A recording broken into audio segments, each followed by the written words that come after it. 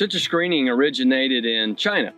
That's basically what we're thought is the birthplace of citrus. Citrus screening, I think, was reported over 100 years ago in China. But in Florida, citrus screening arrived around 2005 to 2006. And it's believed that it was introduced by bringing in contaminated vegetative material, graft material, from a person who came in from China running a commercial nursery down in Homestead.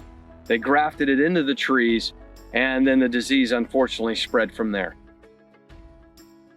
Well, it's so pervasive because unfortunately the vector, the insect, the Asian citrus psyllid, arrived a few years before the actual infected plant material arrived.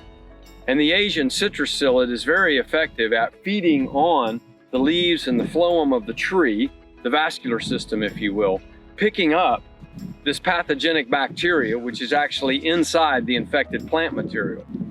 The psyllid, she then carries that in her gut, and she flies around all throughout the state. Unfortunately, the Asian citrus psyllid found plenty of opportunity to go feed and spread and multiply through the state. And quickly, within about 5 years, the disease became widespread and ubiquitous from South Florida to North Florida. It's very difficult to control because it's actually a circulatory disease within the plant. And it's difficult to get inside the vascular system of the plant, the phloem and also the xylem, to put in some type of a material that would control this bacterial pathogen, inhibit its growth, or even outright kill it. So for us to get any types of material into the phloem, they're very difficult. They have to go through the leaf, get into the phloem, and then circulate throughout the plant.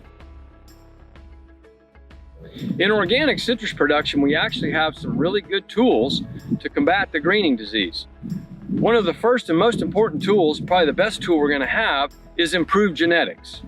We have good breeding programs from the University of Florida and the USDA. And they have come out with tolerant rootstocks and then tolerant sign varieties, like these Valencias, that are showing a lot more resistance, if you will, to the disease. Those can be used by organic growers because they came from a conventional breeding system. They're not genetically engineered, they're not considered as GMOs.